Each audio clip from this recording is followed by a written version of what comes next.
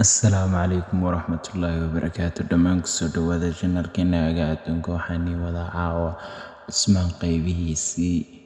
ugu dambeeyay qaybtii ugu dambeysay 17 sidoo kale horta waxaynu soo kala koobi doonaa Cusmaan iyo ahaa iyo sidoo kale waxyaabahaas oo dhan dadka qaar baa dadba wax bay ka aaminsan yihiin sidoo kale ana qisadan dhowr jeer baan maqlay sidaan caadiga ah ay ugu qoran tahay ayaga ahaantooda ayni soo gudbinayaan Cusmaan oo sidoo kale loo yaqaan Cusmaan Gazi waxa uu ahaa asxaabihii si ay ugu dhaan asxaabii boqortooyada Cusmaaniyiinta kuwoodii ugu horeeyay sultaamada waxa uu ku dhashay magaalada Suguud 1258 oo ku taalla waqooyiga galbeed ee gobolka Bilig ee casriga ah u dhow ku leeyahay xuduudda Byzantine-yiinta agagaarkiisa xaqiiqdaas inay uu ku dhashay isla sanadaas markii Mongooliska ay burburiyeen boqortooyada Cusmaaniyiinta waxay ahayd dhacdo xiiso leh oo rajo mustaqbal gelisay waxa uu ahaa ugu yaraan 3 wiil oo uu dhalay Arturul Gazi waxay ka qayb galeen dagaalada asxaabihii la geliyay isagoo yaryar waqtiyadaas toddobaadlaha ah ama sidoo kale dagaal dhowr jeer ah isagoo ahaa taliye ciidan taasi waxay sababtay in la siiyo magaca Gazi macnaheeduna uu yahay askari run ah caadiga ah askariga ruuga caadiga ah marka ee Turkiga wuxuuna ahaa lagu leeyahay kan askariga ilaaliya yaraantiisa ee Arturul Gazi waxa uu u diyaariyay dhowr jeer sultaanada Saljuuqiyiinta ama Romaaniyiinta isagoo jooga Koonyo wakiil ahaan halkaas waxa uu ku dulmin doonay madaxtooyada odayaasha amarkiisa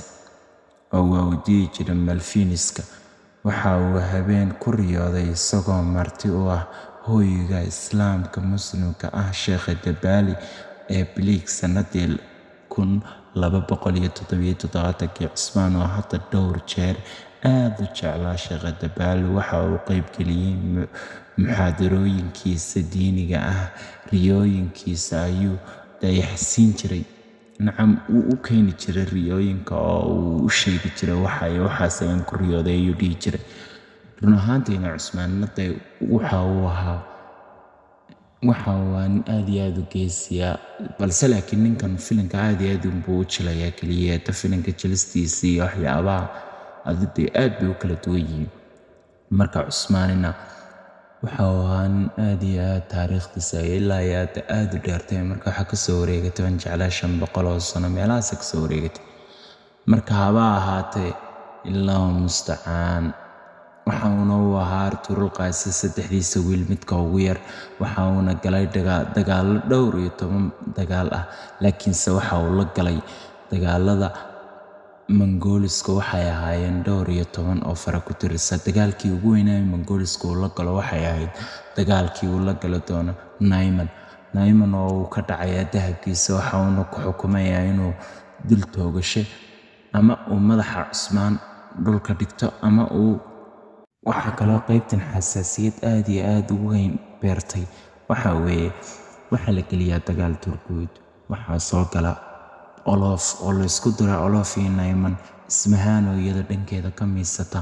kadib waxa dhaca khilaafadeeda weyn waxa uu sameeyaa Cusmaan dahab beena oo ay taariikhda ahaanta sida ay ugu qoran tahay iyaga oo waxa uu leeyahay dahab beena ayuu sameeyaa kadib waa uu khiyaamaa dagaalkii ugu weynaa ee ugu horeeyay uu la galay Mongols ee aad u weyn waxa uu ka laayaa 49,000 meelaha weeyado oo kun oo ciidana oo headquarterkiisa uu u talinayay Nayman ciidamadiisa khaaska ah halkii joogeen ayuu naka dhigaa oo mid kama reebo ninkanina dacwo ayuu ugu tagaa ismahaan waxa uu ku dhahaa ninka ay ugu soo diray dahabkaygina uu qaatay dadkaygina waa uu laayay malaha Genghis Khan baa soo tababaray weedaan Genghis Khanna ma haysto hadda ma la joogo Nayman baan ka wadaa Nayman iyo Genghis Khan xilligaas oo ahaa si Cusmaan uu hadda ugu faanaa Artuurulkaasi ayuu isaguna Genghis Khan ugu faanaa sababtoo diinta markuu soo galku dhaw uu ka faanaa wuxuu ku dhahaa diintiina kan iyo kan iyo kan iyo kan aanu meydin aaminsani waayo waxyaabo badan ayuu ka sheegaa Cusmaan waxa uu isku dayaa inuu islaamiyo isaga laakiinse waxaasoo dhan waa uu ka diidaa Nayman wuxuu ahaa ninka ugu taariikhda dheer Mongooliska marka aadka loo fiiriyo waayo isagoo dhowr jeer ayuu la dagaalamaa kadib waxay dhahaan targuud baa dila saasay qisad ahaan ayagu sii sheegaan ayay qisad ahaan saas u dilaabay dhaan laakiin dagaalkan dagaal aad u sahlan ma ahaynba waayo waxa la isku diraa Olof iyo Nayman ay isku hor yimaada Ismahaniyada Cusmaan wayba necab tahay oo waxay tiraahdaa anaga nagama tirsano way caadi ahaanba dee islaantaas way ka xun tahay sidoodaba dee Saljuuqiyiintana waxaa soo dhameeyeen waxay aad uga cabsadaan ayagu Mongooliska waayo waxaa cirib tiray Mongooliska waxaa oo wada dhamaadeen badi marka loo eego Mongooliska iyo Saljuuqiyiinta aad baa loo baabiyey marka taariikhdooda ahaan sayid bay uga weyn tahay Mongooliska ilaa intaasoo dadkay adu waxyaabaha ay sameyn jiraan haddii lagaaga dhaadhiciyo kolley isma dhahaysid Cusmaanina hadda wuxuu gaadhay filimka ugu macaan baan jeclahay Ramadaantan in lagama istaajin doono insha Allah waan ka soo sheekayn doonaa qaybaha ku xiga insha Allah welibana sidan si ka sii fiican ayaan rajaynayaa. Assalaamu calaykum waraxmatullaahi wabarakaatuh.